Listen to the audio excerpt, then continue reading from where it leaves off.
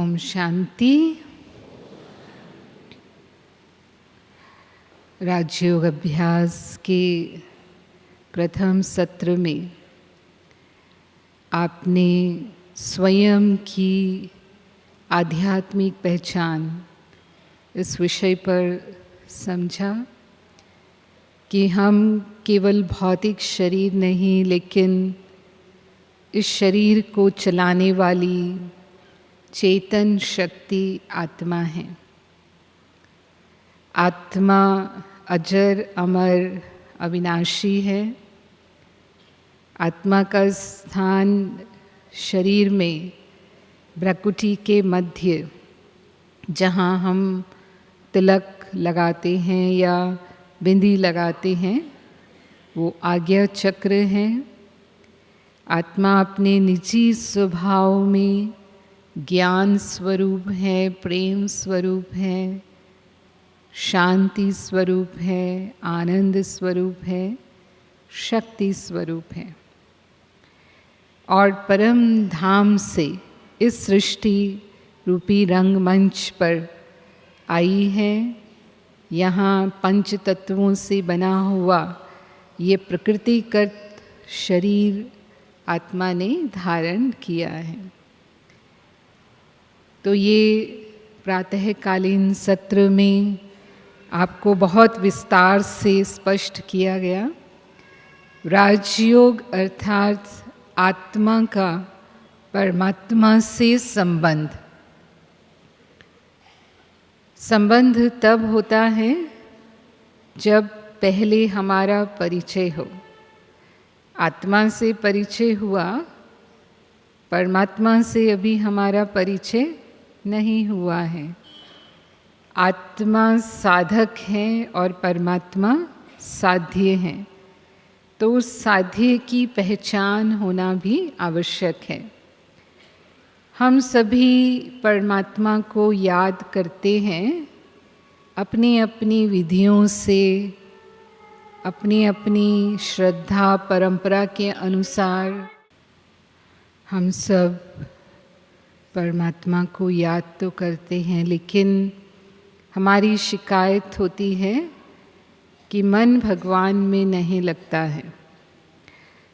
किसी व्यक्ति की याद आती है तो वो शिकायत नहीं होती, लेकिन भगवान की याद में मन लगाना हमारे लिए सबसे मुश्किल काम है। अभी भी 2 मिनट एक गीत बजा, क्या हम ईश्वर का ध्यान कर पाए? अगर पूछेंगे तो नहीं के बराबर। तो क्यों नहीं लगता है भगवान की याद में मन? क्योंकि मन को ईश्वर का ज्ञान ही नहीं है, परिचय ही नहीं है। और जिस विषय का मन को ज्ञान नहीं होता है, उस विषय में हमारा मन नहीं लग सकता। जिस व्यक्ति को हम नहीं जानते, उसे हम याद नहीं कर सकते। कर सकते हैं? जिसे हम नहीं जानते, जिससे हम परिचित नहीं हैं, क्या हम उसे याद कर सकते हैं? नहीं कर सकते। तो इसीलिए परमात्मा की याद भी हमारे लिए बहुत मुश्किल है। हम अपने जीवन में केवल उन्हीं व्यक्तियों को याद कर पाते हैं जो हमारे समीप संबंध में होते हैं। ऐसे ही परमात्मा से अगर हमारा समीप संबंध हो तो उनको याद करना भी हमारे लिए मुश्किल नहीं होगा। और दूसरा कारण है परमात्मा की याद हमारे मन में नहीं ठहरती है, क्योंकि मन विकारों के कारण अस्वच्छ है। और वो स्वच्छ परमात्मा की याद उस मैले मन में टिक नहीं पाती है। एक बार ऐसे ही किसी गुरु के पास एक शिष्य गए और उन्होंने यही शिकायत की कि मैं बहुत कोशिश करता हूँ अपने जीवन में अच्छाई अपनाने की, लेकिन परमात्मा को याद करने की, लेकिन नहीं होता है। तो उन्होंने कहा, ठीक है, तुम कल सुबह आना और एक पात्र लेकर आना। तो वो गया दूसरे दिन सुबह और एक पात्र लेकर जो गया था उसमें पहले गुरु ने अपने शिष्य को कहा कि इसमें गोबर डाल दो, डाल दिया। फिर उसको कहा कि अब इसमें दूध डालो, तो वो रोकने लगा। उसने कहा गुरुजी आप क्या कर रहे हैं, गोबर के ऊपर दूध कैसे डलेगा, गोबर के ऊपर दूध डलेगा तो दूध खराब हो जाएगा, किसी काम का नहीं रहेगा, किसी दूसरे स्वच्छ पात्र में आप दूध डलवाइए। तो गुरु ने कहा कि यही मैं तुम्हें समझाना चाहता था कि जिस मन में गंदगी भरी हुई है उसमें कोई स्वच्छ वस्तु कैसे डाली जा सकती है, एक शुद्ध वस्तु कैसे डाली जा सकती है। तो ऐसे ही जब तक मन में विषय विकार भरे हैं तब तक तुम्हारे मन में उस शुद्ध परमात्मा की याद कैसे टिक सकती है, उन्हें मन से दूर करना होगा। परमात्मा के बारे में अनेक मान्यताएं, अनेक विश्वास प्रचलित हैं। हम कहेंगे जितने मुंह उतनी बातें और जितने दिमाग उतने विचार, ये स्थिति है आज संसार की। कोई कहता है हमारे यहाँ हिंदू धर्म में ही परमात्मा के बारे में इतनी मान्यताएं हैं कि सत्य क्या है उसमें भ्रम होता है। जैसे कोई कहते हैं आत्मा ही परमात्मा है या आत्मा परमात्मा का अंश है। कुछ कहते हैं परमात्मा सर्वव्यापी है, हर एक मनुष्य के हृदय में, हर एक जड़ चेतन पशु पक्षी सब परमात्मा का ही रूप है, भगवान कण कण में विद्यमान है। मानते हैं ऐसा? आप में से भी बहुत ये विश्वास करते होंगे क्योंकि हिंदू धर्म में ये मान्यता बहुत प्रबल है कि भगवान कण कण में विद्यमान है, भगवान सब जगह है, सर्वव्यापी है। कुछ कहते हैं कि परमात्मा सबके हृदय में निवास करते हैं, कुछ कहते हैं भगवान सातवें आसमान में रहता है, इस जगत का रहने वाला नहीं है। कुछ कहते हैं प्रकृति ही परमेश्वर है, प्रकृति ही सब कुछ है, नेचर इज गॉड। कुछ कहते हैं भगवान निराकार निर्गुण निरंजन है, वो नाम रूप से न्यारा है। फिर कुछ कहते हैं हमारे इष्ट देव गुरु ही भगवान हैं, जिनकी हम पूजा भक्ति करते हैं वही भगवान है। कुछ कहते हैं कि परमात्मा है ही नहीं, जो खासकर भौतिकवादी हैं इस संसार में, कोई वैज्ञानिक होते हैं वो भी नास्तिक होते हैं, भगवान में विश्वास नहीं करते, तो कहते हैं भगवान जैसी कोई शक्ति इस संसार में है ही नहीं, ये मनुष्य की कल्पना है। फिर कुछ कहते हैं कर्म ही पूजा है, दुनिया में अच्छे कर्म करो, बस वही भगवान की आराधना करना है। अब बताइए इतनी मान्यताओं में सत्य क्या है, कौन भगवान है? उत्तर दे सकते हैं? तो हमारी स्थिति कैसी है?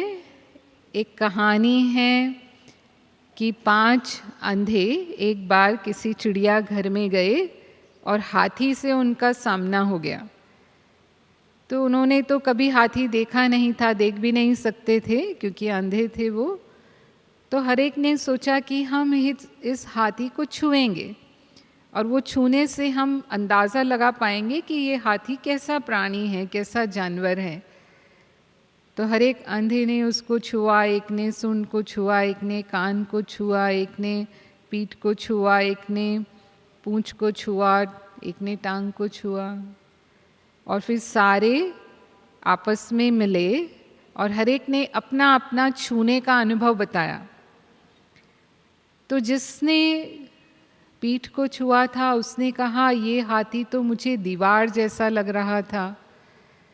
जिसने टांग को छुआ उसने कहा ये तो मुझे खंभे जैसा लग रहा था। जिसने पूंछ को छुआ उसने क्या कहा, ये तो मुझे रस्सी जैसा लग रहा था। जिसने कान को छुआ उसने कहा ये तो मुझे पंखे जैसा लग रहा था, वो पंखा होता है वैसे ही उसका कान होता है।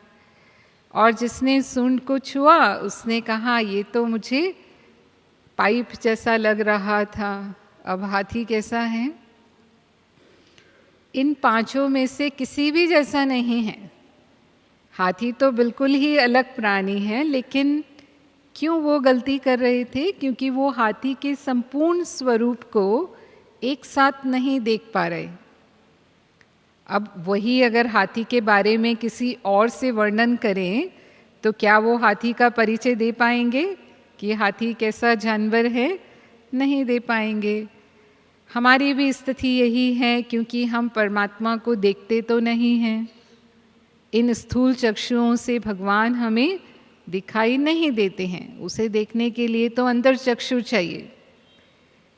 तो हम अनुभव करते हैं परमात्मा के बारे में खासकर तब जब हमारे जीवन में संकट आता है, दुख आता है, कठिनाई आती है, तो हम सब भगवान को याद करते हैं, क्योंकि हमें पता है कि दुख हरता सुख करता वो भगवान हैं। हमारे कष्ट दूर करने वाला सुखदाता वो हैं। मेरे को कोई राय देता है कि हनुमान जी संकट मोचक हैं, आप उनका पाठ कीजिए, आप उनके दर्शन करें या उनके दिन के लिए व्रत करें तो आपका संकट दूर हो जाएगा। हमने वो किया, सचमुच हमारा वो संकट दूर हो जाता है। मेरी भावना किस में बैठी? हनुमान जी में। और हमने भगवान की शक्ति को हनुमान जी के रूप में पहचाना। मानो कोई दर्शन करने चाहते हैं, मनोकामनाएं हैं उनके मन में, भगवान से ही हम अपनी मनोकामनाएं पूरी करना चाहते हैं, तो हमको कहा जैसे अम्बा जी के दर्शन करते हैं गुजरात में, और भी बहुत देवियां हैं, काली देवी हैं, दुर्गा देवी हैं, वैष्णो देवी हैं।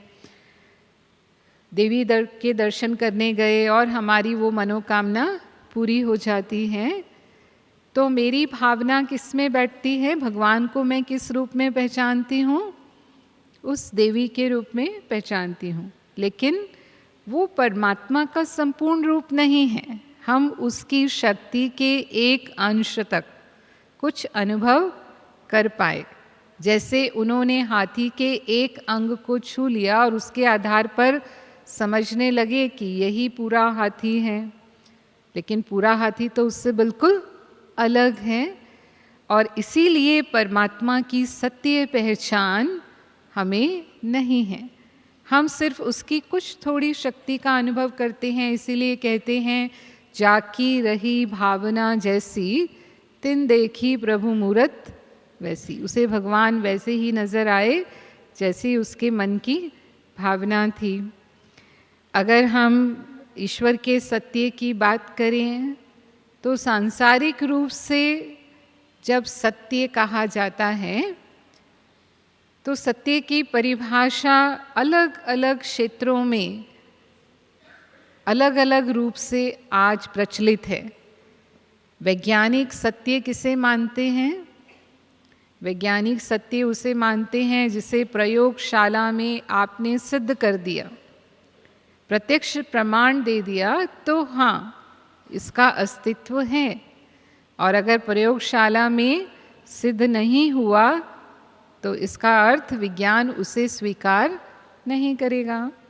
लेकिन दुनिया में ऐसी बहुत सी चीज़ें हैं जिसे प्रयोगशाला में सिद्ध नहीं किया जा सकता।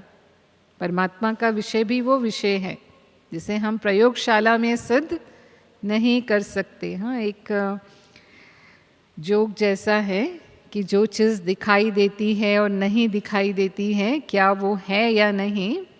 तो एक बार एक प्रोफेसर क्लास में अपने स्टूडेंट को पढ़ा रहे थे, लेकिन वो नास्तिक प्रोफेसर थे। तो कुछ भगवान के बारे में बात चली तो उन्होंने अपने विद्यार्थियों को कहा कि विद्यार्थियों देखो भगवान हमें दिखाई देता है। तो उन्होंने कहा नहीं दिखाई देता है। तो कहा भगवान दिखाई नहीं देता है, इसीलिए वो नहीं है, भगवान को भूल जाओ। उन्होंने और भी कुछ चीज़ें बताई। हाँ, क्लासरूम में जो टेबल है वो दिखाई देता है, तो स्टूडेंट ने कहा हाँ सर दिखाई देता है। तो कहा ये टेबल है क्योंकि ये दिखाई देता है। इतने में एक विद्यार्थी चतुर था, वो खड़ा हुआ और उसने कहा सर मैं भी एक सवाल पूछना चाहता हूँ, आपकी इजाज़त हो तो मैं पूछूं? तो उन्होंने कहा हाँ इजाज़त है। तो उसने विद्यार्थियों को कहा क्या हमारे सर का दिमाग दिखाई देता है? क्या कहेंगे? सर का दिमाग दिखाई देता है? दिखाई देता है तो नहीं है, दिखाई नहीं देता है तो नहीं है, क्या कहेंगे? तो इसका अर्थ ये नहीं कि जो चीज़ दिखाई नहीं देती है वो नहीं है। हम ये आवाज़ सुन रहे हैं, आपके कानों तक पहुंच रही हैं, वो साउंड वेव्स हमें दिखाई नहीं देती है, पर हमें सुनाई उन्हीं की वजह से दे रहा है। तो इसका अर्थ क्या है? उनका अस्तित्व है, लेकिन हमारी आँखों की क्षमता से परे। हमारी आँखें जितना देख सकती हैं उससे भी सूक्ष्मतर जो चीज़ें हैं वो हमें दिखाई नहीं देती हैं। मानो एक अंधा अगर कहता है कि मुझे ये संसार दिखाई नहीं देता है इसलिए ये दुनिया है ही नहीं, तो हम क्या कहेंगे? हम कहेंगे ये उनकी आँखों की कमी है कि वो नहीं देख पा रहे, ऐसा नहीं है कि ये जगत नहीं है। तो अगर भगवान हमें नहीं दिखाई देता, यदि आत्मा हमें नहीं दिखाई दे रही, तो ये हमारी आँखों की क्षमता की कमी है कि हम नहीं देख पाते हैं, क्योंकि वो इतने सूक्ष्म हैं। इसका अर्थ ये नहीं कि आत्मा और परमात्मा हैं ही नहीं। फिर दूसरा, कानून किसे सत्य मानता है? कानून कहता है गवाह ही सत्य है। अगर गवाह ने किसी दोषी को निर्दोष साबित कर दिया तो उसको सज़ा नहीं होगी, और उसके लिए कानून भी कुछ नहीं कर सकता। भले ही कानून जानता है कि ये दोषी है, लेकिन क्योंकि गवाही इस तरह से दी गई है तो उसे बरी करना ही पड़ेगा। और या फिर वो निर्दोष को भी सज़ा दिलवा सकता है। गवाह अगर गलत गवाही देता है तो निर्दोष को भी सज़ा दिला सकता है। राजनीतिक रूप से सत्य बहुमत को माना जाता है। जिसको बहुमत मिल गया वही चुनाव जीतकर आ जाएगा, चाहे भले ही वो अपराधी क्यों ना हो। तो बहुमत को ही सब कुछ माना जाता है। ऐसे ही अगर हम सामाजिक रूप से देखें तो समाज में वो व्यक्ति जिसके पास किसी भी प्रकार का बल है, चाहे वो पद की शक्ति है, धन की शक्ति है, शरीर की शक्ति है, वो जो कहेगा वो ही सत्य है, उसे ही समाज मानेगा, उसी की ही प्रतिष्ठा होती है। इसके लिए कहावत कहते हैं, जिसकी लाठी उसकी भैंस। जिसके पास कोई बल है, ताकत है, वही समाज में मान्यता प्राप्त करता है। और आध्यात्मिक रूप से सत्य क्या है? आध्यात्मिक रूप से सत्य है ब्रह्म सत्यम जगत मिथ्यम। अध्यात्म कहता है ब्रह्म सत्य है और ये जगत मिथ्या है। तो इसका भाव ये है, ब्रह्म अर्थात परमात्मा वो सदा सत्य है। सत्य आध्यात्म में अपरिवर्तनशील को कहा गया, यानी जो सदा एक जैसा है, जिसमें कभी परिवर्तन नहीं आता, वो परमात्मा है। और इस जगत में निरंतर परिवर्तन होते रहते हैं। जगत को मिथ्या क्यों कहा गया? क्योंकि इस संसार में निरंतर परिवर्तन हो रहे हैं, इसलिए ये संसार झूठा संसार है, ऐसा माना गया। झूठी माया, झूठी काया, झूठा सब संसार। क्योंकि माया माना, लोग धन को माया कहते हैं। धन भी सदा हमारे पास एक जैसा नहीं रहता। ये काया मतलब ये शरीर भी बदलता रहता है। हाँ, जो बचपन में होता है वो युवावस्था में नहीं, जो युवावस्था में होता है वो प्रौढ़ अवस्था में नहीं, और वृद्धावस्था में बिल्कुल शरीर की शक्ति क्षीण हो जाती है। तो ये शरीर भी परिवर्तनशील है।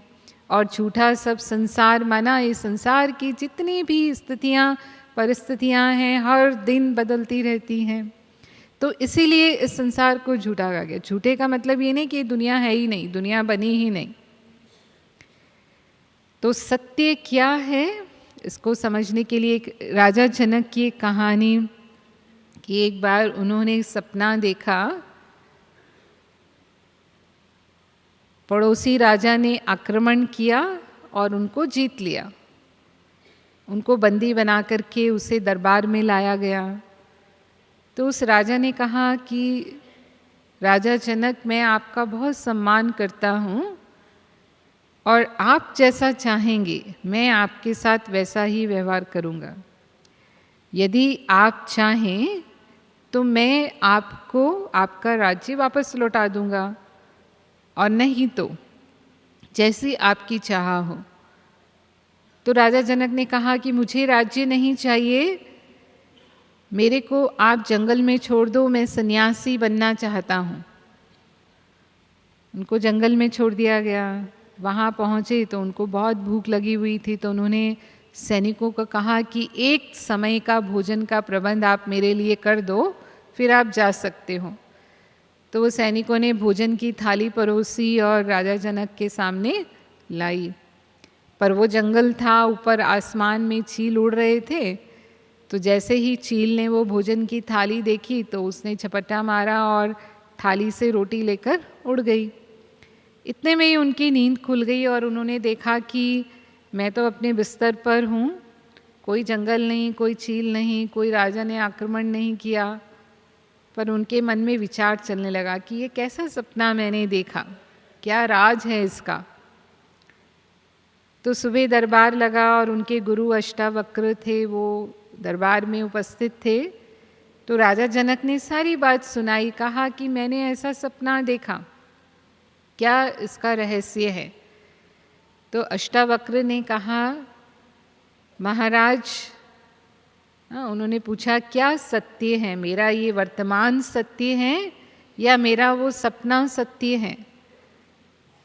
तो उन्होंने कहा कि ना आपका वर्तमान सत्य है ना आपका स्वप्न सत्य है, दोनों ही परिवर्तनशील हैं। जिसने इन दोनों स्थितियों का अनुभव किया वो सत्य है।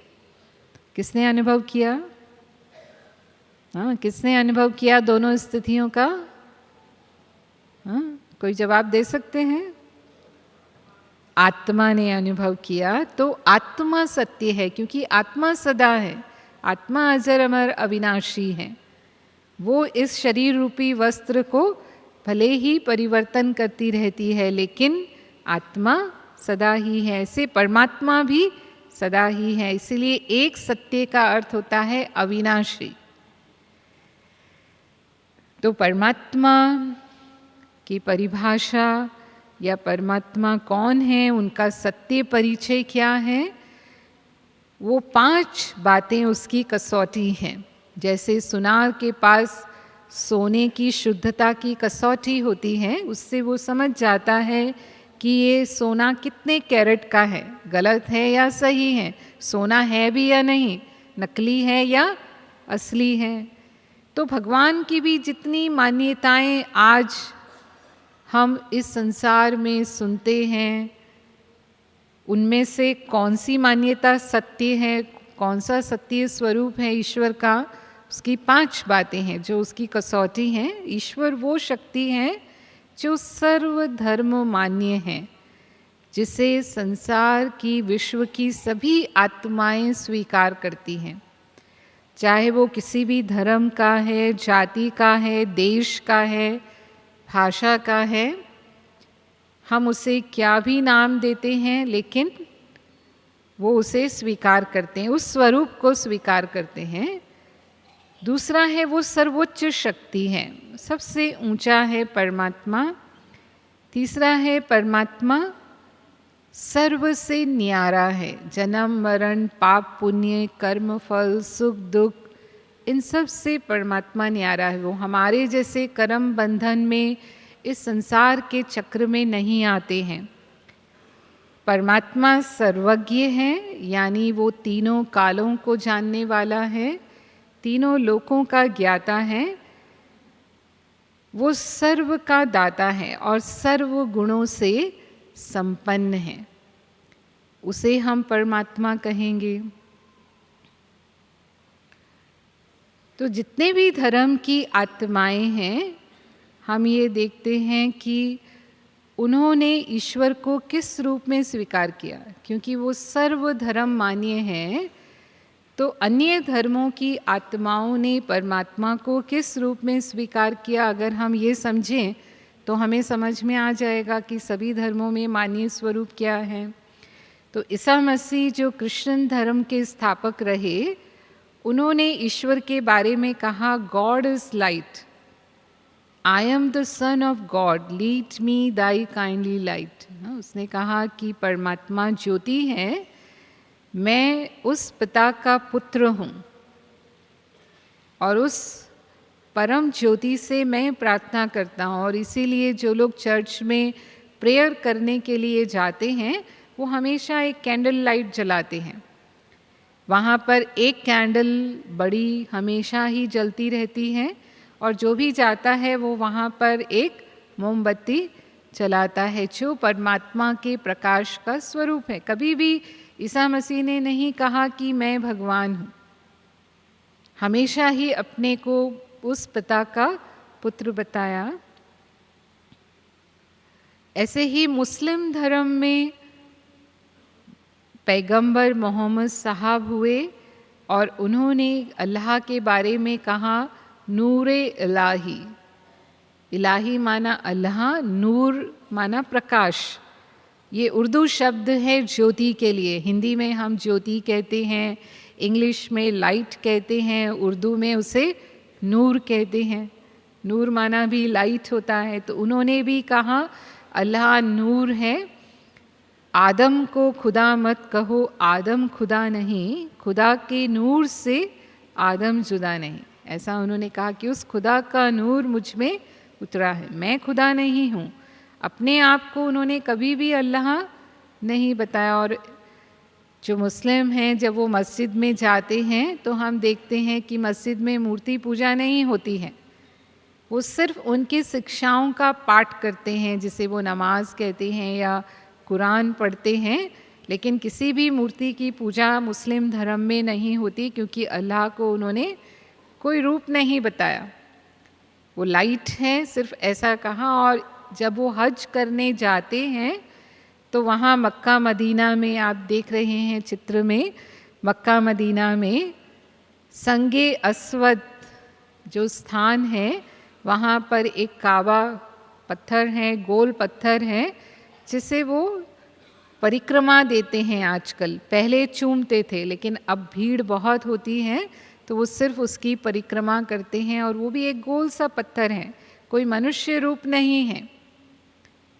ऐसा मानते हैं कि जब मुस्लिम्स में परमात्मा के रूप के विषय में आपस में विवाद पैदा हो गया, तो ये पत्थर आसमान से टपका और अल्लाह ने कहा कि मुझे इस रूप में याद करो। तो वो एक पवित्र पत्थर के रूप में वहाँ उन्होंने स्थापित किया हुआ है। और इस रीति से वो हर मुसलमान सोचता है कि जीवन में एक बार मुझे अवश्य हज करना चाहिए। जैसे एक हिंदू समझता है कि मुझे तीर्थ करना चाहिए ताकि मेरे सभी पाप धुल जाएं या मेरे पाप नष्ट हो जाएं।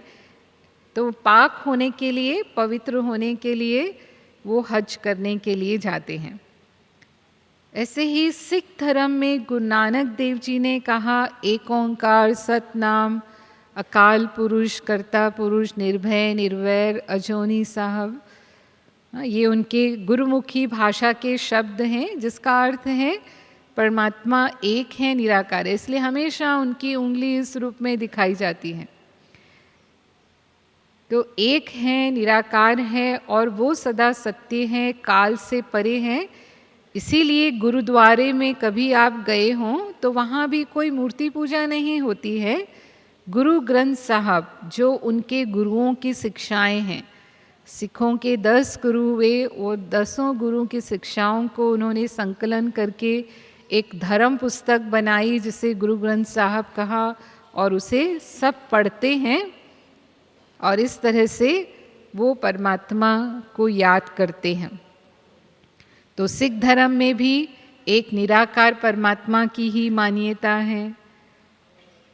ऐसे ही पारसी धर्म में भी अग्यारी, उनके मंदिर को अग्यारी कहते हैं और वो मंदिर के बीचों बीच अग्नि प्रज्वलित करते हैं और परमात्मा को उस ज्योति का प्रतीक मानते हैं, यानी प्रकाश रूप मानते हैं। ऐसे ही महात्मा बुद्ध को भी जब ज्ञान प्राप्त हुआ तो उन्हें दिव्य ज्योति का साक्षात्कार हुआ। महावीर स्वामी हालांकि परमात्मा के विषय में वो मौन रहे, लेकिन दिव्य ज्योति को उन्होंने स्वीकार किया। अब हिंदू धर्म में यदि हम देखते हैं तो हमारे तो 1 2 नहीं, 4 नहीं, 10 नहीं, कितने भगवान हैं, कितने देवी देवता हैं? 33 करोड़ देवी देवता हिंदू धर्म में माने जाते हैं, पूजे नहीं जाते हैं लेकिन उनकी मान्यता है। और प्रमुख देवताओं की हम पूजा करते हैं। श्री राम, श्री कृष्ण, हनुमान जी, गणेश जी, ऐसे अनेक देवताओं की हम पूजा करते हैं।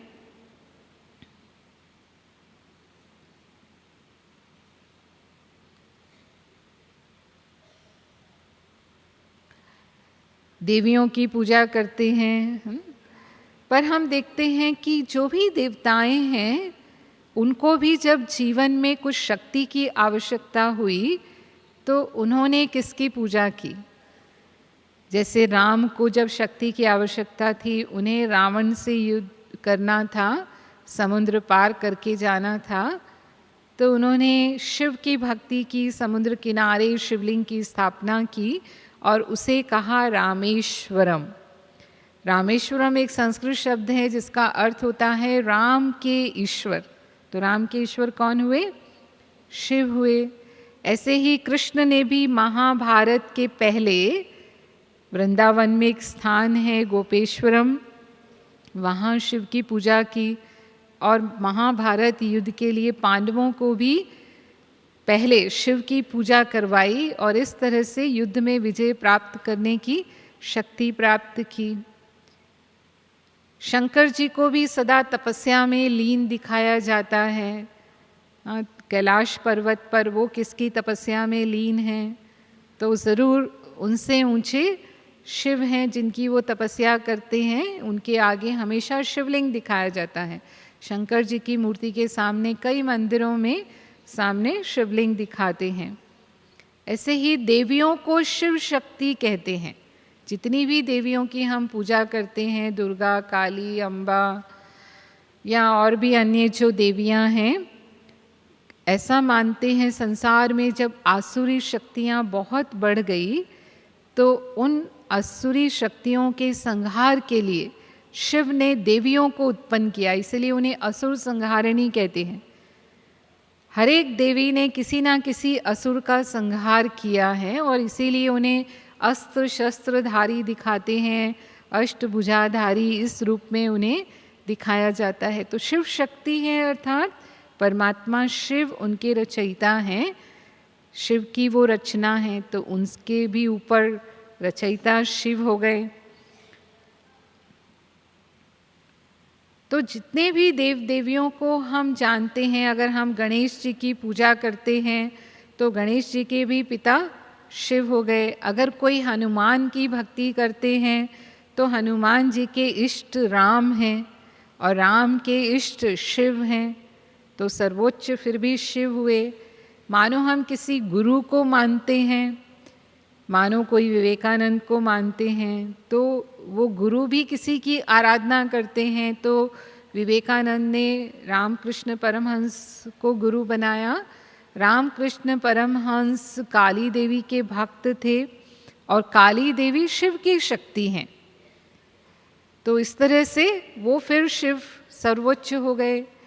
तो इस तरह से सभी देवी देवताओं में सर्वोच्च हिंदू धर्म में शिव माने गए, जिन्हें हम महादेव कहते हैं, यानी वो देवों के भी देव हैं। लेकिन वो देवों के देव कौन हैं? वो शंकर जी हैं या शिव हैं? क्योंकि हमारे यहाँ शंकर जी और शिव जी को भी एक मान लिया गया है। हम कहते हैं शिव शंकर भोलेनाथ, तो ऐसा समझते हैं शिव और शंकर दोनों एक हैं, पर नाम ही दोनों अलग अलग हैं। और नाम अलग होने के साथ साथ रूप भी अलग हैं। किसी के चलो 2 नाम हो सकते हैं, लेकिन रूप तो अलग नहीं होंगे। हाँ, मेरा नाम ऑफिशियल नाम अलग हो सकता है, और मेरे घरेलू मतलब मेरे परिवार में जिस नाम से मुझे बुलाते हैं वो अलग हो सकता है, लेकिन हूँ तो मैं वही व्यक्ति। तो किसी के 2 नाम हो सकते हैं, लेकिन रूप तो वही होगा। लेकिन यहाँ तो शंकर जी का रूप अलग है और शिव जी का रूप अलग है। शिव को निराकार ज्योति स्वरूप में दिखाया गया है। जो मंदिरों में हम शिवलिंग की पूजा करते हैं, वो ज्योतिर्लिंग के रूप में उनकी मान्यता है। भारत में 12 ज्योतिर्लिंग हैं। सोमनाथ, अमरनाथ, महाकालेश्वर, विश्वनाथ। हाँ, आप सब सोमनाथ तो जानते ही हैं। सोमनाथ तो गुजरात में ही है। महाकालेश्वर, त्र्यंबकेश्वर, वैद्यनाथ, केदारनाथ। तो या तो जितने भी शिव के तीर्थ स्थान हैं उनके पीछे नाथ शब्द आता है, और या नहीं तो ईश्वर शब्द आता है। यानी सभी का नाथ मालिक वो है और सभी का ईश्वर भी वो है। मुक्तेश्वर, योगेश्वर, पापकटेश्वर, अनेक नाम। मैं नहीं समझती कि भारत में कोई गांव, छोटे से छोटा गांव भी ऐसा होगा जहां शिव का मंदिर नहीं है। स्थान स्थान पर सभी जगह शिव के मंदिर हैं और पूरे भारतवर्ष में शिव की आराधना होती है, लेकिन वो ज्योतिर्लिंग के रूप में होती है। ज्योतिर्लिंग अर्थात ज्योति का चिन्ह। लिंग का अर्थ होता है चिन्ह या प्रतीक। तो ज्योति का जो प्रतीक है वो रूप है। जैसे मानो हम ज्योति जलाते हैं, जब हम मोमबत्ती जलाते हैं या दीपक जलाते हैं, तो लौ का आकार या तो अंडाकार होता है या गोल होता है। उस लौ की जो आकृति होती है, उसी आकृति का हमने शिवलिंग बनाया है, क्योंकि हम पूजा और आराधना करते हैं। हमें फल चढ़ाना है, फूल चढ़ाना है, अभिषेक करना है, तो उसके लिए हमें स्थूल रूप चाहिए। ज्योति पर हम ये सब नहीं चढ़ा सकते हैं, इसीलिए उसी ज्योति को हमने स्थूल आकार दिया और हम परमात्मा की आराधना इस रूप में करते हैं। लेकिन हिंदू धर्म में भी जो सर्वोच्च मान्य स्वरूप है, जो सभी देवी देवताओं में भी सर्वोच्च हैं, वो ज्योति स्वरूप है, जिसे हम शिव कहते हैं। क्योंकि शिव हमारी संस्कृत भाषा का शब्द है। हमारी आध्यात्मिक भाषा संस्कृत रही है प्राचीन काल से, इसीलिए आध्यात्म के अधिकतर शब्द संस्कृत भाषा के आए हुए शब्द हैं। शिव का अर्थ होता है कल्याणकारी, और परमात्मा कल्याणकारी हैं, इसलिए हम उन्हें शिव कहते हैं। वो यथा नाम तथा गुण वाले हैं। तो परमात्मा को हिंदू धर्म में ज्योति स्वरूप परमात्मा को हम शिव कहते हैं, जिसकी चारों दिशाओं में पूजा होती है। शंकर जी को तपस्वी रूप में दिखाया गया है, तो ज़रूर उनसे ऊंचा कोई और है जिसकी तपस्या में वो लीन रहते हैं। तो जैसे अभी हमने कहा कि वो परमात्मा शिव की तपस्या में लीन होते हैं, किसी अन्य देवता को हम तपस्वी रूप में नहीं देखते। चाहे श्री राम हैं, श्री कृष्ण हैं, अन्य जो भी देवताएं हैं, देवियां हैं, लेकिन एक शंकर जी हैं जो सिर्फ तपस्वी रूप में हैं। तो जब वो शिव की आराधना करते हैं तो वो अपनी तपस्या से शिव के अति समीप हैं। जो भी आपस में समीप संबंध में हैं, उनका हम नाम साथ में लेते हैं। जैसे हम श्री राधे श्री कृष्ण कहते हैं, अब दोनों एक तो नहीं हैं, अलग अलग हैं, लेकिन क्योंकि संबंध में अति समीप हैं तो हम उनका नाम साथ में लेते हैं। हम श्री लक्ष्मी श्री नारायण कहते हैं, दोनों का नाम हम साथ में ले रहे हैं, इसका मतलब ये नहीं कि दोनों एक हैं। ऐसे ही अगर हम शिव शंकर कह रहे हैं तो इसका अर्थ ये नहीं है कि दोनों एक हैं, लेकिन दोनों संबंध में अति समीप हैं। तो इसीलिए शंकर जी साकार रूपधारी हैं, अन्य देवताओं जैसा उनका साकार रूप है, और शिव निराकार हैं।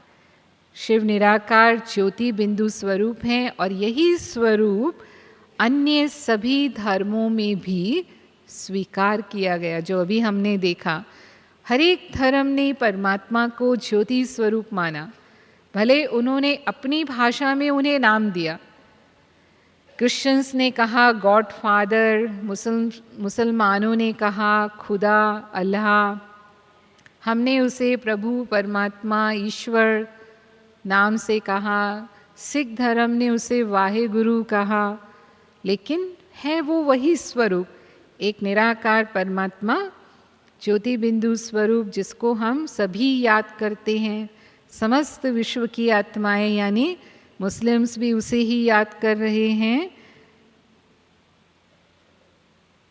क्रिश्चियंस भी उसे ही याद कर रहे हैं, सिख भी उसे ही याद कर रहे हैं, और यहाँ भी परमपिता परमात्मा शिव स्वयं अवतरित होकर वर्तमान समय इस ईश्वरीय विश्वविद्यालय के द्वारा जो राजयोग परमात्मा ने सिखाया है, उसके द्वारा हम भी राजयोग में परमात्मा शिव का ही ध्यान करते हैं। तो इस तरह से एक परमात्मा शिव सभी विश्व की आत्माओं के पिता हैं, परम पिता हैं, और उस नाते से हम सब आत्माएं भाई भाई हैं, और ये पूरा विश्व ही एक परिवार है।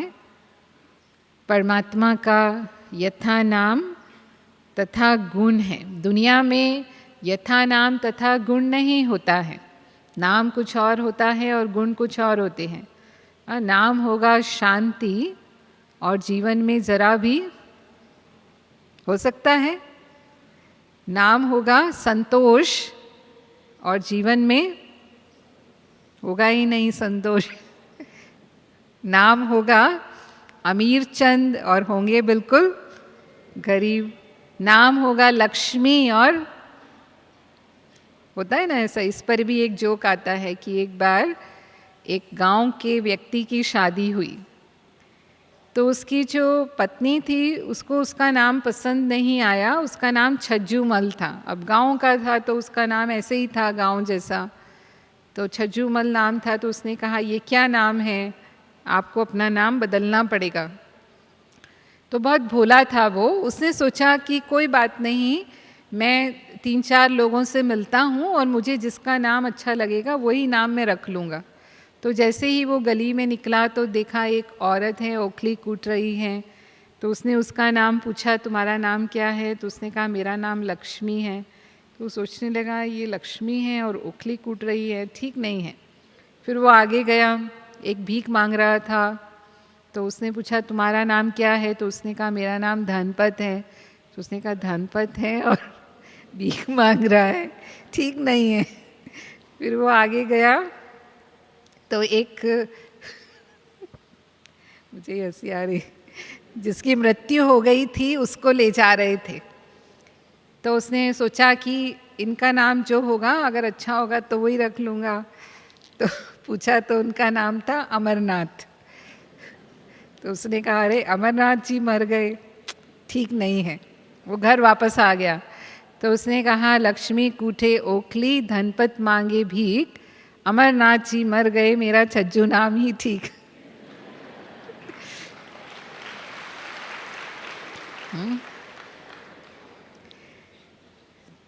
तो लेकिन परमात्मा का नाम संस्कृत भाषा से आया है। जैसे हमने कहा शिव हम उन्हें कहते हैं, तो शिव शब्द के अनेक अर्थ हैं संस्कृत में, और परमात्मा उन्हीं गुणों के वाचक हैं। परमात्मा शिव का नाम तो आप देख रहे हैं, परमात्मा शिव के कितने गुण हैं। वो शांति का सागर है। शिव का अर्थ होता है शांति। शिव का अर्थ होता है बिंदु रूप, परमात्मा ज्योति बिंदु रूप है। शिव का अर्थ होता है पवित्र, जो सदा पवित्र हैं, परम पवित्र हैं, वो परमात्मा शिव हैं। उन्हें सदा शिव कहते हैं, सदा कल्याणकारी हैं, इसीलिए वो शिव हैं। तो हम हिंदू धर्म में ज्योति स्वरूप परमात्मा को शिव कहते हैं। अन्य धर्म उन्हें अपना अपना नाम देते हैं। अब हमने अनेक मान्यताएं देखी परमात्मा के विषय में, कहाँ तक वो परमात्मा पर लागू होती हैं, तो उससे हमें स्पष्ट होगा कि वो भ्रम है या सत्य है। कहा आत्मा सो परमात्मा है, तो क्या आत्मा सो परमात्मा ये सभी धर्मों में मान्य है? क्या वो सर्वोच्च स्वरूप हैं? आत्मा सो परमात्मा हम इसीलिए कहते हैं कि आज के समय में लोग ऐसा मानते हैं कि आत्मा ही परमात्मा का रूप है। ऐसा अनेक गुरुओं ने अपने आप को अहम शिवोहम, अहम ब्रह्मास्मि इस रूप में कहा, लेकिन आत्मा परमात्मा की संतान है, आत्मा परमात्मा नहीं है। जैसे एक बच्चा अपने पिता के समान हो सकता है, लेकिन पिता तो नहीं हो सकता। पिता की तरह वो पिता का कार्य कर सकता है, उसका बिजनेस संभाल सकता है, अपने भाई बहनों की पालना करके सक्षम बना सकता है, सभी पिता के कार्य वो कर सकता है, लेकिन फिर भी अपने पिता के आगे तो वो बच्चा ही है। वो कितना भी योग्य हो जाए, हो सकता है जैसे आजकल के बच्चे अपने माता पिता से भी अधिक पद प्राप्त कर लेते हैं, अधिक योग्य हो जाते हैं, लेकिन फिर भी पिता के सामने तो बच्चे ही हैं, क्योंकि वो पिता का पद बड़ा है।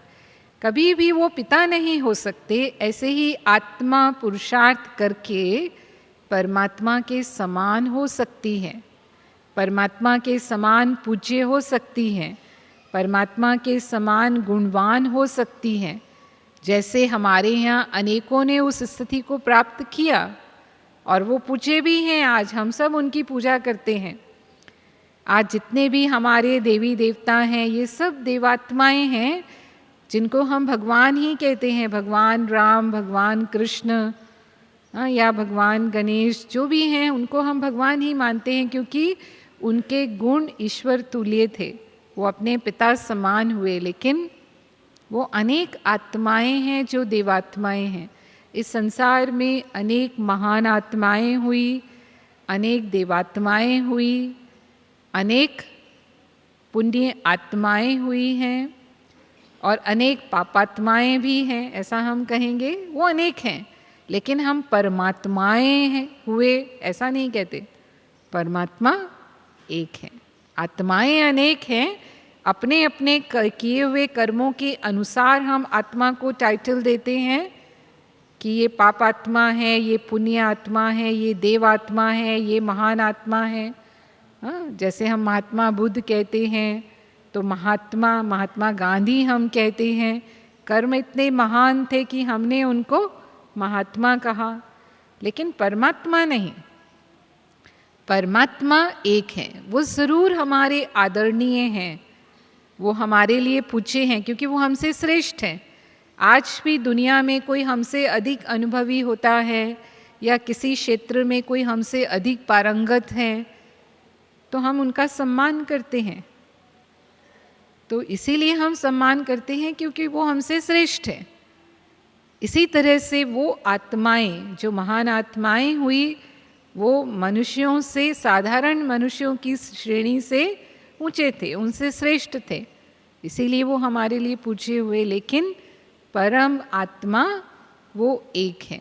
तो उनको याद करना, उनसे प्राप्ति की इच्छा करना, वो इसी तरह से हैं जैसे हम अपने भाई से कुछ पाने की इच्छा करें।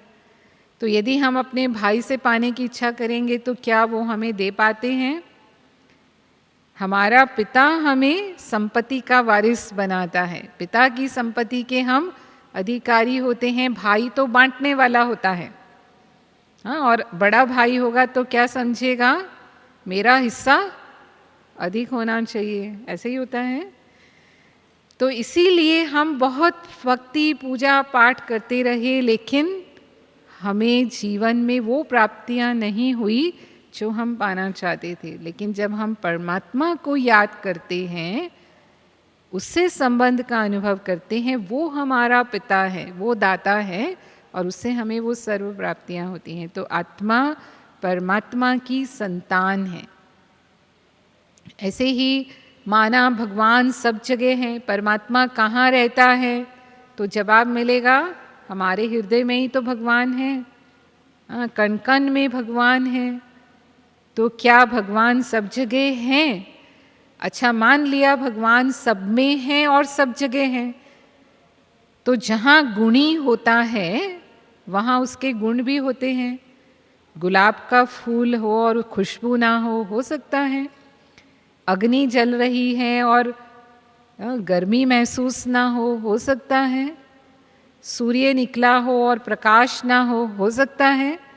जहाँ गुणी है वहाँ गुण जरूर होगा। भगवान के लिए हम कहते हैं वो प्रेम का सागर है, वो शांति का सागर है, वो सर्वशक्तिवान है, वो इस जगत में विद्यमान है। और ये गुण हमें अनुभव ना होना चाहिए ऐसा, पर क्या हमें अनुभव होते हैं?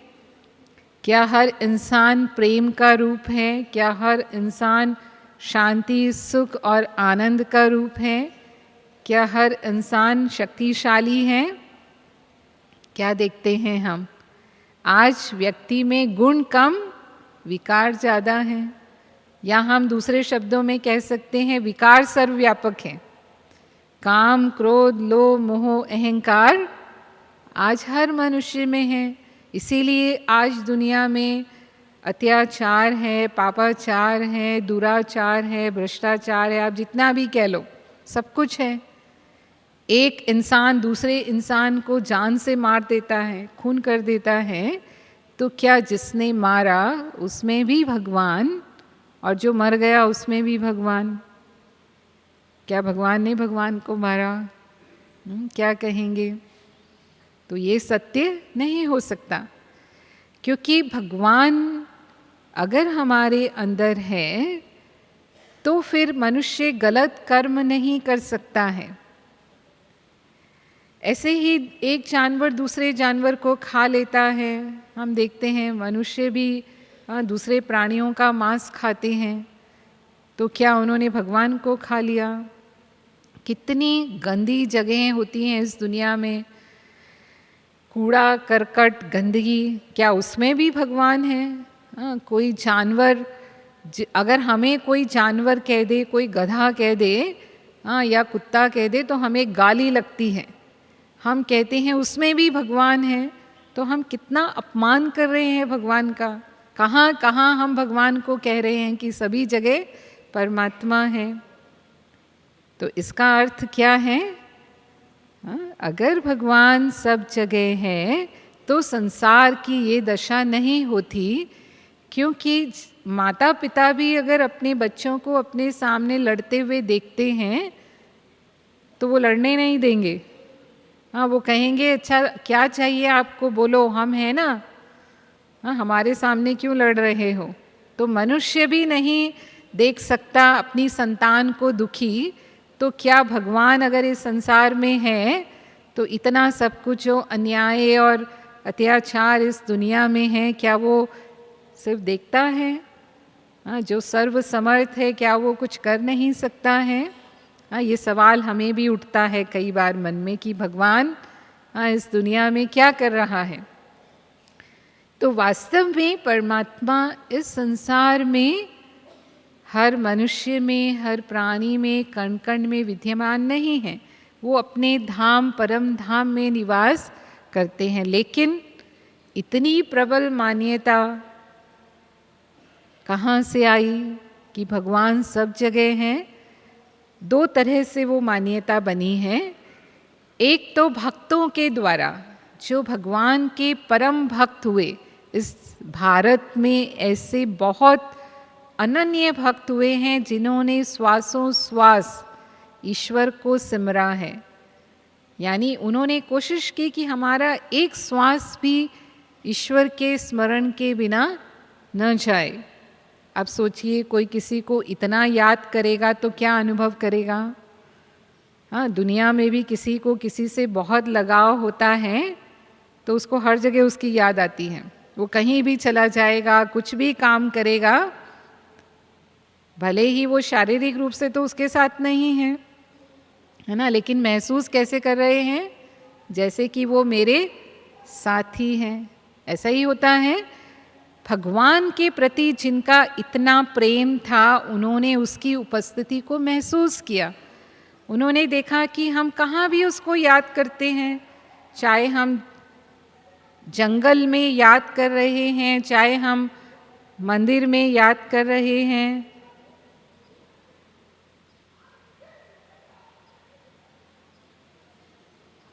कोई बात नहीं, हाँ, किसी की कुछ तबीयत ठीक नहीं है। चाहे हम उसे कहाँ भी याद कर रहे हैं, आश्रम में याद कर रहे हैं, लेकिन उनका अनुभव हमें होता है, उसकी शक्ति हमें अनुभव होती है, उसके गुणों का हम अनुभव करते हैं। तो उन्होंने कहा, जिधर देखूं उधर तू ही तू है। उनको साक्षात्कार भी होते थे, कहीं ना कहीं उनको ईश्वर के साक्षात्कार हो जाते थे, जैसे नरसिंह मेहता जैसे भगत गुजरात में भी हुए हैं। तो इसीलिए उन्होंने अपनी भावना को व्यक्त किया, भगवान हमारे दिल में है। जैसे दुनिया में भी किसी को प्रेम होता है तो वो हार्ट सिंबल बनाते हैं।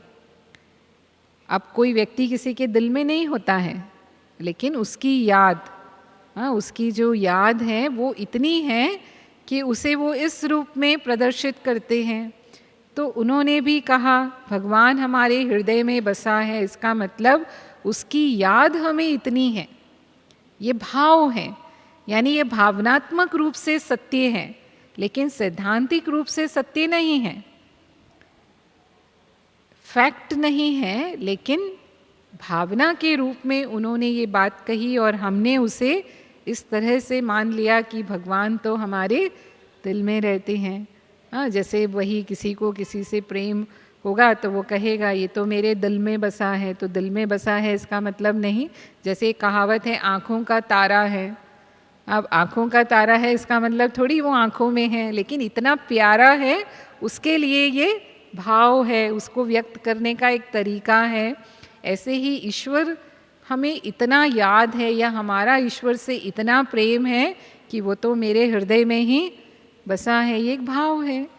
तो वो भक्तों ने भाव व्यक्त किया, जिसे बाद में हम समझ नहीं पाए और वो सैद्धांतिक रूप से मान लिया गया। और दूसरी बात, जो ऋषि मुनि हुए द्वापर युग में, वो भविष्य वेता थे, यानी वो भविष्य को देख सकते थे। आज भी किन्हीं संतों के पास ये शक्ति होती है कि वो भविष्य का दर्शन कर सकते हैं। तो उन्होंने देखा कि आने वाला जो समय होगा वो कलयुग का समय होगा, और कलयुग में मनुष्य बहुत पाप करेगा। तो उस पाप से उसको कैसे बचाया जाए, इसके लिए उन्होंने एक शिक्षा दी कि देखो, जब तुम पाप करते हो तो ये मत सोचो कि तुम अकेले हो, तुम्हें कोई नहीं देख रहा है। क्योंकि मनुष्य जब गलत काम करता है तो ज़्यादातर वो अकेले में ही करता है। तो कहा, ऐसे मत समझो कि कोई नहीं देख रहा है, लेकिन भगवान सब जगह हैं और वो देख रहा है। तो मानो कोई बहुत छोटा बच्चा है और उसे माँ कहती है कि घर से बाहर नहीं जाना, क्योंकि वो घर में काम कर रही है और उसे लगता है कि काम में मैं बिज़ी हो गई, और बच्चा कहीं जैसे वो चलता है घुटने के बल चलते चलते कहीं घर से बाहर निकल गया, तो उसको थोड़ा सा डराती है कि घर से बाहर जाएगा तो कुत्ता आ जाएगा या बिल्ली उठा के ले जाएगी, या जो भी ऐसे। तो वो बच्चा डरता है, फिर वो घर के बाहर नहीं जाएगा। लेकिन वही बच्चा जब अब 5 साल का हो गया और आप उसको अब कहो कि घर के बाहर नहीं जाना, कुत्ता उठा ले जाएगा और बिल्ली उठा ले जाएगी, तो मानेगा वो? वही कुत्ते को उठा के घर में ले आएगा। है ना। तो आज विज्ञान के युग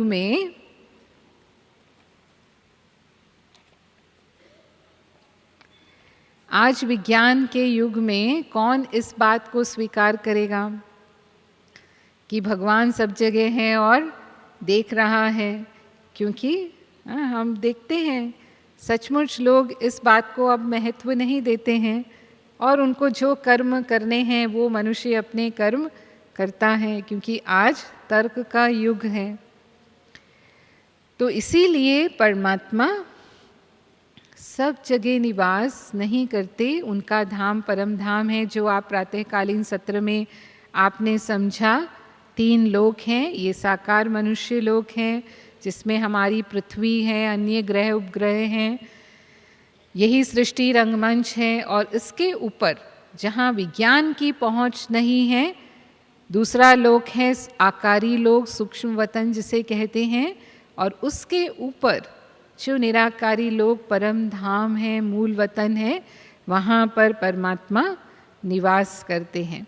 और इसीलिए राजयोग में हम परम धाम में परमात्मा को याद करते हैं, जो आत्माओं की भी दुनिया है, क्योंकि बच्चों और पिता का घर एक ही होता है, आत्मा परमात्मा की संतान है, इसीलिए आत्मा और परमात्मा का घर एक ही है। आत्माएं भी परम धाम से सृष्टि पर आई हैं, हमारा भी निज धाम निज घर परम धाम है, और परमात्मा भी परम धाम में निवास करते हैं। तो हम कहाँ भी याद करते हैं परमात्मा की शक्तियों का अनुभव हम कर सकते हैं। जैसे सूर्य एक स्थान पर निकलता है, लेकिन उसका प्रकाश तो पूरे विश्व में व्यापक है। दुनिया के किसी भी कोने में मनुष्य रहता होगा, उसे सूर्य का प्रकाश मिलता है, लेकिन सूर्य तो एक ही है, अनेकों सूर्य तो नहीं है। एक सूर्य पूरे विश्व को प्रकाश दे सकता है। ऐसे ही परम धाम में परमात्मा निवास करते हुए कहीं भी हम इस संसार में हैं, उसे याद करते हैं, तो वो अपनी शक्तियों को और गुणों को हमें अनुभव करा सकते हैं, वो हमें साथ दे सकते हैं, साथ का अनुभव करा सकते हैं। और इसीलिए हम कह सकते हैं कि जैसे ही हम ईश्वर को याद करते हैं, वो हमारे लिए हाजिर हो जाते हैं, उनकी शक्तियाँ हमारे लिए हाजिर हो जाती हैं। ये मन का सूक्ष्म संबंध ईश्वर के साथ है, लेकिन हमें पता होना चाहिए कि भगवान कहाँ हैं, तभी हम अपने मन को वो दिशा दे पाएंगे। तो इसीलिए राजयोग में हम परमात्मा को परम धाम में याद करते हैं। परमात्मा के कर्तव्य करने का समय कलयुग का अंतिम समय है। जो गीता में कहा, यदा यदा ही धर्मस्य ग्लानिर्भवति भारत अभ्युत्थानम धर्मस्य तदात्मनात्मानं सृजाम्यहम्। जब जब इस संसार में धर्म की ग्लानि होती है, तब तब मैं इस सृष्टि पर अवतरित होता हूँ। तब परमात्मा अवतरित होते हैं। तो ये परमात्मा के अवतरण का समय है, क्योंकि अब धर्म ग्लानि का समय हम देख रहे हैं। हर क्षेत्र में आज मूल्यों का ह्रास हुआ है, मूल्यों का पतन हुआ है। धर्म के नाम पर मनुष्य कहते कुछ और हैं और करते कुछ और। ऐसी बहुत निशानियां हैं जो बताई गई कि धर्म ग्लानि के ये चिन्ह हैं। ये एक दूसरे सत्र में आपको विस्तार से बताया जाएगा। तो अब वो समय है जब परमात्मा स्वयं इस सृष्टि पर परिवर्तन होकर के अवतरित होकर के पुनः धर्म की स्थापना करें। तो परमात्मा क्योंकि निराकार हैं, तो वो एक साकार मनुष्य तन का आधार लेते हैं। क्योंकि परमात्मा ब्रह्मा के द्वारा स्थापना कराते हैं, विष्णु के द्वारा पालना और शंकर जी के द्वारा विनाश कराते हैं, इसीलिए हम उन्हें गॉड कहते हैं। GOD ये इंग्लिश शब्द है जिसमें 3 लेटर हैं। G माना जनरेटर, O माना ऑपरेटर और D माना डिस्ट्रॉयर। जनरेट करना यानी स्थापना करना, जो ब्रह्मा जी के द्वारा होता है। O माना ऑपरेट करना, जो विष्णु जी के द्वारा होता है, पालना करना। D माना डिस्ट्रॉय करना, विनाश करना, जो शंकर जी के द्वारा होता है। तो परमात्मा स्वयं ये कर्तव्य नहीं करते, वो इन 3 मुख्य देवताओं के द्वारा संसार की स्थापना, पालना और विनाश का कर्तव्य कराते हैं। और इसीलिए हम शिवलिंग पर 3 लाइन खींचते हैं। जहाँ भी शिवलिंग का प्रतीक होता है वहाँ 3 लाइन होती हैं। वो त्रिमूर्ति हैं, इन 3 देवताओं की रचना करते हैं, इनके द्वारा ये कार्य कराते हैं। वो त्रिलोकीनाथ हैं, वो त्रिकालदर्शी हैं। और इसीलिए हम शिवजी पर 3 पत्ते वाला बेल पत्र भी चढ़ाते हैं। केवल शिवजी पर शिवरात्रि के समय पर वो बेल पत्र से उनकी पूजा आराधना की जाती है, क्योंकि ये 3 विशेषताएं परमात्मा शिव में हैं। शिवरात्रि हम मनाते हैं, शिव जयंती नहीं मनाते। शिवरात्रि इसीलिए मनाते हैं क्योंकि वो ज्ञान सूर्य है, और इस संसार में जब अज्ञान अंधकार हो जाता है तब परमात्मा शिव प्रकट होते हैं, इस दुनिया में अवतरित होते हैं और ज्ञान सूर्य बनकर ज्ञान का प्रकाश इस विश्व में फैलाते हैं। जितने भी देवताएं हैं उनके हम जन्मोत्सव मनाते हैं, जयंती मनाते हैं। चाहे श्री कृष्ण का जन्म रात के 12 बजे हुआ, लेकिन फिर भी हम जन्माष्टमी कहते हैं, जयंती मानते, उसको जन्मदिन मनाते हैं। लेकिन परमात्मा शिव की हम शिवरात्रि मनाते हैं। और एक रात्रि है नवरात्रि, क्योंकि शिव के साथ साथ शक्तियाँ भी प्रकट हुई।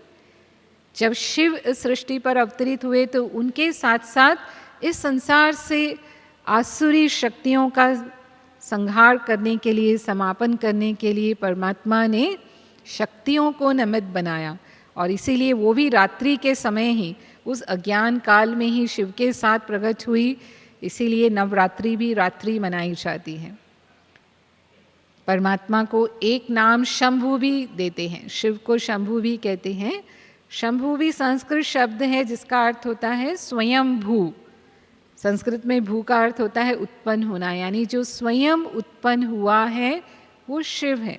इसलिए उनके कोई माता पिता नहीं, कोई शिक्षक नहीं, कोई गुरु नहीं। ये 3 संबंध मनुष्य के जीवन में उससे ऊंचे होते हैं। लेकिन परमात्मा शिव का गर्भ से जन्म नहीं होता है, उनका दिव्य अवतरण होता है। और इसीलिए उनके माता पिता, शिक्षक, गुरु नहीं हैं, वो सर्वोच्च हैं, सर्वशक्तिवान हैं और सभी गुणों में सागर हैं। इसीलिए कहते हैं परमात्मा की महिमा में अगर आप सारे जंगल को कलम बना दो, सारे सागर को शाही बना दो और स्वयं सरस्वती बैठ करके उसकी महिमा लिखे, सारी पृथ्वी को कागज बना दो, तो भी उसकी महिमा अपरम अपार है, अनंत है। इसलिए उनकी तुलना सागर से की। सागर जैसे अथाह होता है, ऐसे परमात्मा के गुण भी असीम हैं, अनंत हैं। गुणों का वो सागर हैं, भंडार हैं। तो वो सर्वोच्च हैं, सभी धर्मों में मान्य हैं, जन्म मरण कर्म फल पाप पुण्य से न्यारे हैं, क्योंकि उनका मनुष्य के सदृश जन्म नहीं होता है और इसीलिए मृत्यु भी नहीं है। वो त्रिकालदर्शी हैं, माना सर्वज्ञ हैं और सर्वशक्तिवान हैं। तो ये था परमात्मा का सत्य परिचय। परमात्मा ज्योति बिंदु स्वरूप हैं, उनका नाम शिव है, वो सभी धर्मों में ज्योति रूप से मान्य हैं। परमात्मा परम धाम निवासी हैं और कलयुग के अंतिम समय पर जब धर्म ग्लानि का अति हो जाती है तब परमात्मा अवतरित होकर के अपना कर्तव्य करते हैं। तो वो परमात्मा के अवतरण का समय है, कर्तव्य का समय है, जो वर्तमान समय चल रहा है। तो अभी हम 5 मिनट परमात्मा के इस परिचय के अनुसार योग का अभ्यास करेंगे और उसके पश्चात आपका अगला सत्र प्रारंभ होने वाला है। सभी सीधे होकर बैठेंगे।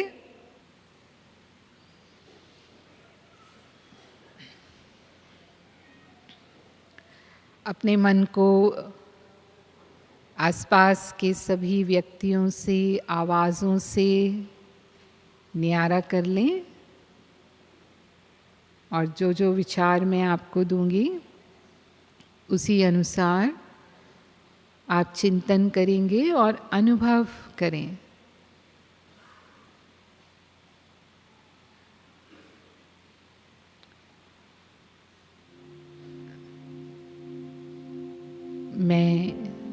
एक चैतन्य शक्ति,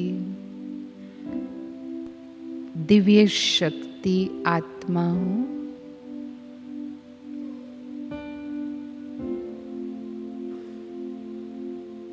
मस्तक के मध्य में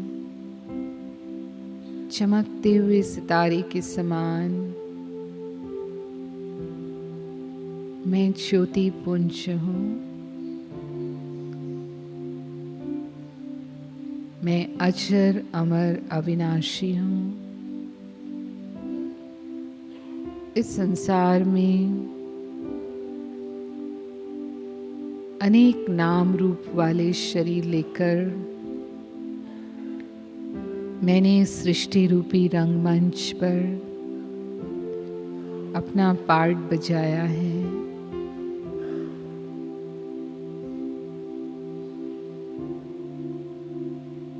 अपने निजी स्वभाव में मैं शांत स्वरूप हूँ।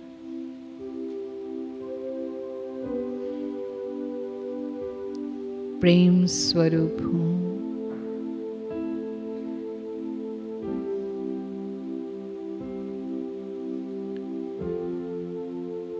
आनंद स्वरूप हूँ। मैं शुद्ध और पवित्र आत्मा हूँ।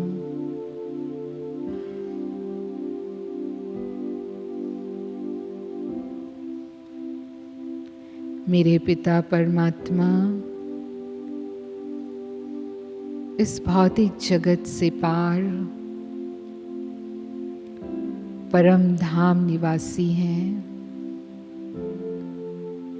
जहाँ सर्वत्र सुनहरी लाल प्रकाश है। ले जाएं मन को परम धाम में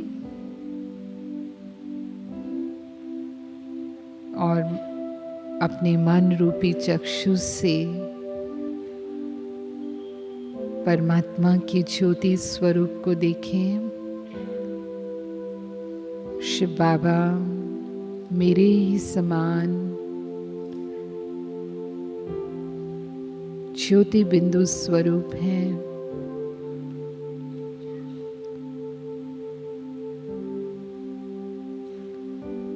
मैं शिव बाबा के अति समीप स्वयं को अनुभव कर रही हूँ।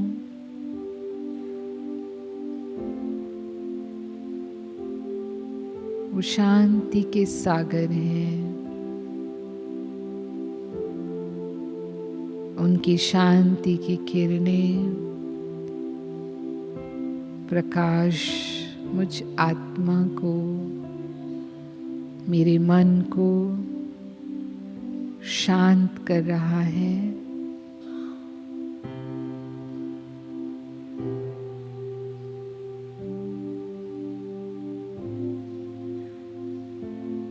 वो सर्वशक्तिवान है। उनकी सर्व शक्तियाँ मुझ में समा रही हैं। मुझे अनुभव हो रहा है ईश्वर मेरे साथ है।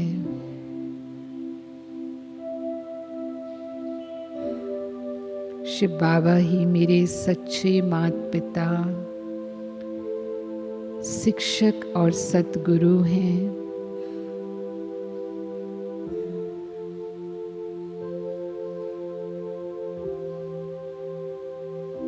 मुझे श्रेष्ठ कर्म करने की शक्ति देने वाले हैं,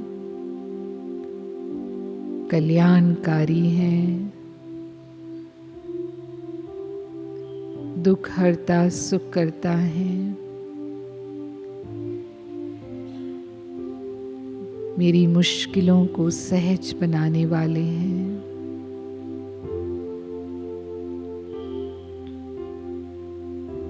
मुझे मुक्ति और जीवन मुक्ति प्रदान करने वाले हैं।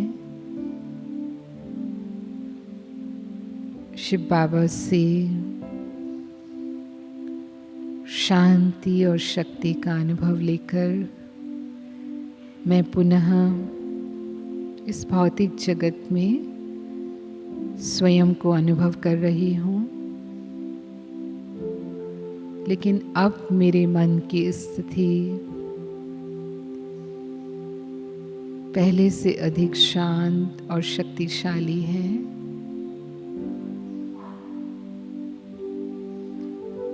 आज सारा दिन मैं ये अभ्यास करूँगी, मैं आत्मा हूँ, मैं आत्मा शांत स्वरूप हूँ, शांति के सागर की संतान हूँ। ओम शांति शांति शांति।